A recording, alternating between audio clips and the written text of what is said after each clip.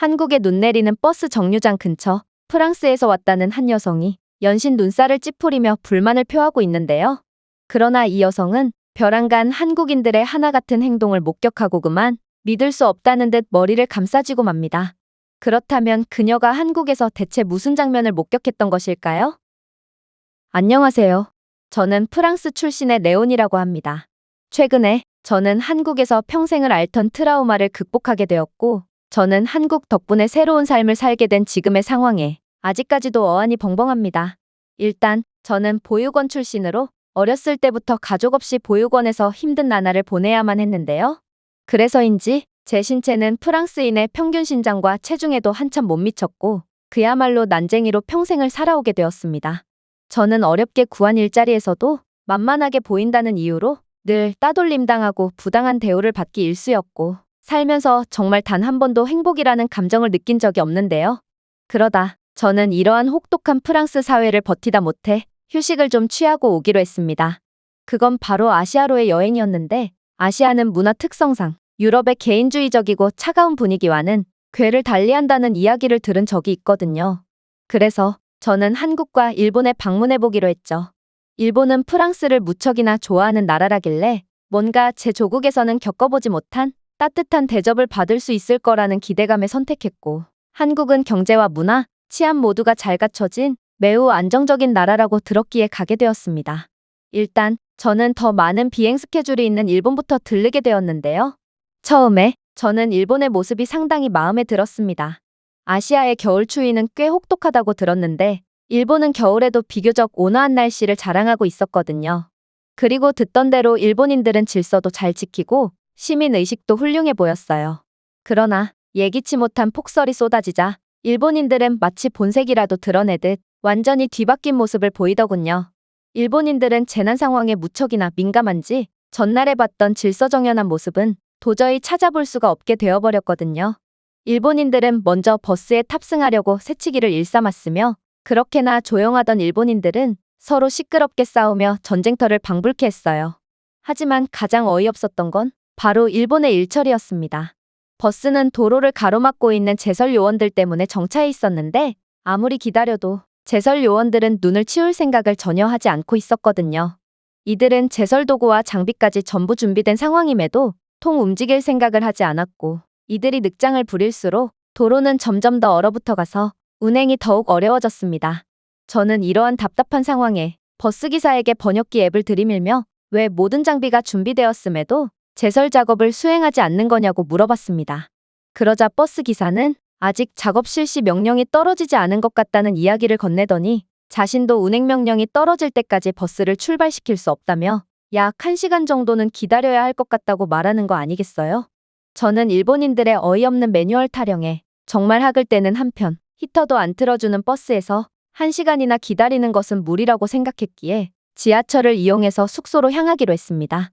하지만 이건 정말 최악의 선택이었어요. 일본의 지하철 승강장으로 내려가는 건 그야말로 입을 벌린 배고픈 호랑이의 입속으로 들어가는 것과 마찬가지였거든요. 역시나 비상 상황에서의 일본인들에게는 질서라는 것이 전혀 보이지 않았는데, 이들은 힘이 없는 노약자들을 밀쳐대면서까지 서로 먼저 지하철에 타려고 아우성쳤거든요. 일본인들은 덩치가 큰 다른 남자 외국인들은 존중해줬지만 키가 작은 저는 무시할 뿐이었고, 그렇게 저는 몇 번이고 새치기를 당한 끝에 겨우 지하철에 탑승하게 되었습니다. 그러나 지하철 안에서의 일본인들은 그렇게나 개인주의적인 프랑스인들보다도 훨씬 개인주의적인 모습만을 보여주더라고요. 이들은 꽉 찬 지하철에서 손잡이를 못 잡아서 균형을 잃은 제게 민폐라는 듯 째려보기만 했고, 제가 실수로 그들을 조금이라도 건들면 매우 차가운 눈빛을 보내며 알아들을 수 없는 일본어로 중얼댔거든요. 심지어 폭설 문제 때문인지 열차가 잠시 멈추는 일도 있었는데, 일본 철도 측은 이러한 긴급 상황에 대한 설명을 일본어로만 방송해줘서 저는 그저 공포에 질린 채 벌벌 떨고 있어야만 했습니다. 당연히 그 많던 일본인들 중 제게 상황을 설명해주는 사람은 단 한 명도 없었죠. 그렇게 저는 정말 힘들게 목적지에 도착하게 됩니다. 그런데 내리고 보니 제 주머니 안에 넣어뒀던 휴대폰이 없어져 있는 거 아니겠어요? 저는 순간 패닉에 빠졌고 울면서 지하철 고객센터로 향했습니다. 하지만 그들이 작성하라고 내민 서류는 전부 일본어로 쓰여 있어서 도저히 해석할 수가 없었고, 역시나 그 누구도 제게 도움을 주지 않아서 저는 그렇게 모든 것을 포기한 채 숙소로 향할 수밖에 없었습니다. 일본의 친절한 이면에 숨겨진 본 모습은 상상 이상으로 혹독했고 휴대폰조차 없어진 저는 프랑스로 다시 돌아갈까를 진지하게 고민했습니다. 하지만 일본에서의 경험으로 자신감을 완전히 상실한 저는 도저히 프랑스 사회에 다시 녹아들 자신이 없었어요. 그래서 정말 마지막이다 싶은 마음에 한국행이라는 다소 무모한 결정을 감행했습니다. 그리고 저는 한국에 도착하자마자 정말 충격적인 경험을 하게 되죠. 일단 한국은 공항 크기부터 정말 압도적이었는데 저는 휴대폰조차 없었기에 인천공항에서 곧바로 길을 잃어버리게 되었습니다. 휴대폰도 없이 낯선 나라에서 여행하는 건 아무래도 무리인 듯 싶었죠. 그런데 그때 제 난처한 표정을 본 한국인 직원이 제게 다가오는 거 아니겠어요? 그리고 그녀는 친절한 미소를 지으며 제게 불편사항을 물어보더니 이내 자신이 공항의 디지털 약도를 QR코드 기술을 통해 전송해주겠다며 휴대폰을 보여달라고 하더라고요. 저는 절망스러운 표정으로 휴대폰은 일본에서 잃어버려서 없다고 답변했습니다. 그러자 한국인 직원은 한국에서는 불가피한 상황에 처한 관광객들을 위해 임대폰을 대여해주는 사업을 진행 중에 있다며 원한다면 임대폰을 대여하는 건 어떻겠냐고 물어오더군요. 저는 그녀의 말에 두 눈이 휘둥그레질 수밖에 없었습니다.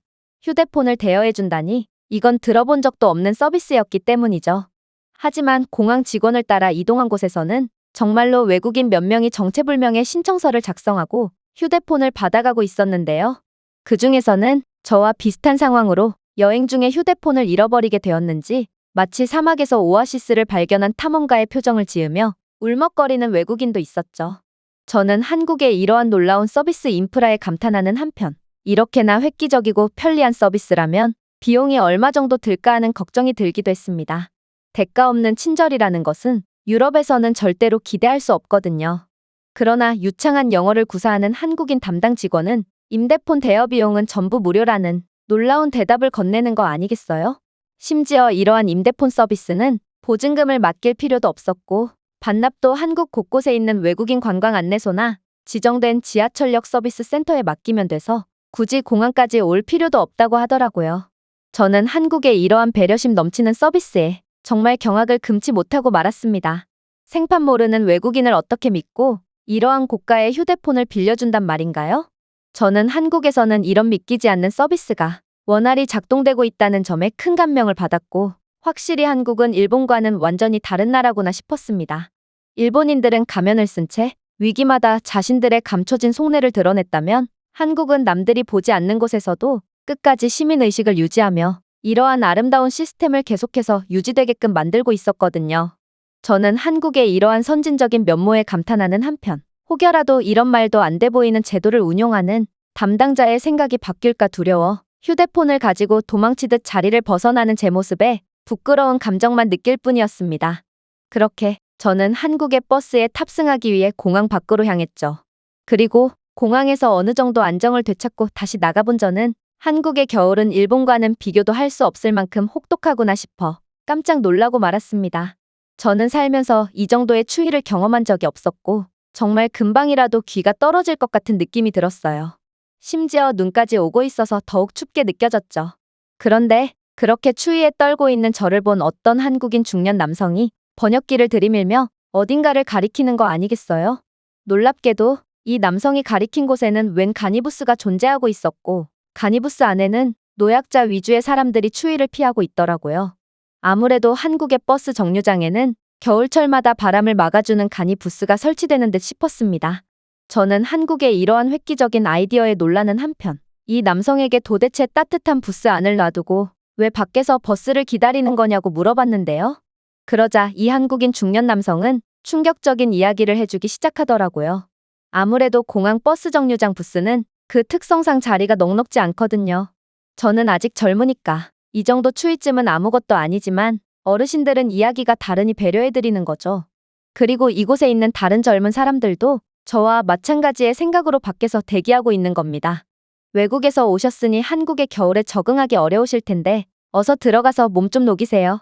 한국인 아저씨는 그런 말을 하는 것 치고는 추위를 꽤나 많이 타는 편인지 그의 몸은 휴대폰 진동처럼 매우 떨리고 있었는데요. 그럼에도 어르신들을 위해 기꺼이 자리를 양보했던 것입니다. 저는 자신도 추움에도 자신보다 더욱 취약한 환경에 처해 있는 남을 먼저 생각해주는 한국인들의 따뜻한 배려에 감동을 받았습니다. 일본인들은 노약자 배려는커녕 오히려 노약자의 자리를 뺏는 무정함을 보여줬거든요. 그렇게 저는 부스 안으로 들어갔고 한국의 어르신들은 키가 작고 왜소한 제가 떨고 있으니 불쌍해 보였는지 딱하다는 표정을 지으시며 자신들이 앉아있던 의자 자리까지 양보해 주려고 하시더군요. 저는 이건 아닌 것 같아서 최대한 버텨봤지만 역시나 어르신들을 이길 수는 없었고 그렇게 강제로 자리에 앉게 되었습니다. 그런데 저는 자리에 앉자마자 정신이 확 들 수밖에 없었어요. 왜냐하면 좌석에는 열선이 깔려 있는지 매우 따뜻한 온도를 자랑하고 있었거든요. 일본에서는 버스 내부도 매우 추웠지만 한국에서는 버스를 기다리는 정류장 의자마저 신경 써주고 있던 거였습니다. 그러나 놀라움도 잠시 한국의 노인들은 저를 계속해서 딱하다는 듯 쳐다보시더니 이내 따뜻한 핫팩과 호두과자라고 불리는 따뜻한 간식 등을 건네주시는 거 아니겠어요? 아무래도 한국인들은 키가 작고 왜소한 사람들을 무시하는 것이 아닌 오히려 배려해주고 챙겨줘야 할 존재라고 여기는 것 같았는데요. 저는 그런 한국의 어르신들을 실망시키지 않으려고 더욱 불쌍한 척을 하며 추위에 몸을 떠는 척해야 했으나 마음만은 그 어느 때보다 따뜻하더라고요. 한국인들의 사랑과 박애의 정신은 정말 남녀노소 할 것 없던 것입니다. 한국인들은 젊은 사람들과 연장자들이 서로 배려하며 아름답고 따뜻한 사회를 만들어 나가고 있었거든요. 그렇게 버스는 곧 정류장에 도착했고 저는 빵빵한 히터뿐만 아니라 최첨단 공기정화 장치까지 작동되는 한국의 버스에 정말 깜짝 놀라고 말았습니다. 심지어 이 버스에는 비행기를 타며 피곤해진 승객들이 잠시나마 쉴 수 있도록 간이 베개까지 설치해놔서 저는 정말 프리미엄 버스에 탑승한 것처럼 매우 편하게 이동할 수 있었죠. 그리고 이날 한국은 제가 일본에서 겪었던 눈보다 훨씬 많은 눈이 쏟아져 내리고 있었음에도 버스는 아무런 차질 없이 정상적으로 운행되고 있었는데요. 형편없는 일처리를 보여줬던 일본과는 달리 한국에는 애초에 도로에 열선이 깔려 있고 곳곳에는 눈을 치우는 제설차가 쉬지 않고 일하고 있어서 이러한 폭설에도 완벽하게 대응할 수 있는 듯 했습니다. 그야말로 두 나라의 일처리 수준은 하늘과 땅 차이였던 것이죠. 그런데 저는 시간이 지나 목적지에서 내리자마자 기괴한 장면을 목격하고 맙니다. 그건 바로 웬 식당에 외계인의 촉수같이 생긴 것들이 대롱대롱 매달려 있었기 때문인데요. 저는 대체 저게 뭘까 싶어 창문을 통해 유심히 관찰해봤습니다. 그때 웬 가위를 든 사내가 식당 밖으로 나오는 거 아니겠어요? 저는 정말 화들짝 놀랄 수밖에 없었습니다. 식당과 가위는 너무도 뜬금없는 조합이었고 저는 그를 범죄를 저지르고 나오는 흉악범쯤으로 생각하고 공포에 질리고 말았죠. 그런데 이 남성은 제게 반갑게 인사를 건네더니 저보고 식당 안으로 들어오라는 듯 손짓을 하는 거 아니겠어요? 저는 그의 알 수 없는 행동에 엄청난 혼란이 왔고 그가 사실은 식당 주인이고 저처럼 만만한 사람들만 골라 협박을 해서 음식을 팔아먹으려고 가위를 들고 있는 건가 싶은 생각이 들었습니다. 하지만 저는 다리가 짧아서 도망가봤자 금세 잡힐 거라 생각했고 그렇게 얼어붙은 채 식당 안으로 들어갈 수밖에 없었죠. 그리고 저는 식당 안에 들어간 순간 정말 헛웃음이 나오는 장면을 목격하고 맙니다. 왜냐하면 그 식당은 한국식 바베큐인 삼겹살을 판매하는 식당이었고 손님들 모두가 가위를 사용해서 고기를 자르고 있었거든요. 아무래도 제가 마주친 남성은 손님들의 고기를 자르는 것을 도와주다가 가게 밖에서 머뭇거리는 저를 보고 마중 나와준 듯 싶었습니다. 저는 이러한 황당한 오해를 하게 된 상황에 얼굴이 빨개지면서도 가위를 사용함으로써 칼을 사용할 때보다 몇 배나 빠르고 간편하게 고기를 자르는 한국인들을 보고 감탄을 할 수밖에 없었습니다. 가위를 음식에 쓴다는 생각은 단 한 번도 안 해봤는데 직접 경험해보니 이건 정말 획기적인 아이디어였거든요. 그리고 이곳은 고깃집이었음에도 불구하고 연기가 하나도 안 났는데요. 고기를 구우면 불이 난 것처럼 온 식당이 연기로 뒤덮이는 게 당연한 것이고 프랑스에서는 이러한 상황을 방지하기 위해 애초부터 주방에서 고기를 요리한 뒤 손님에게 가져다 주는 게 일반적이거든요. 하지만 곧이어 제가 주문한 삼겹살이 나오기 시작했고 저는 불판 위에 고기가 올려짐과 동시에 한국의 이러한 비밀을 파악할 수 있었습니다.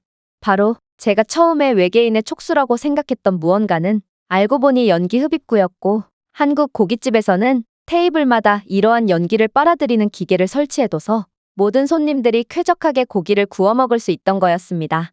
그런데 이러한 감탄도 잠시 저는 곧 매우 실망스러운 장면을 목격하게 됩니다.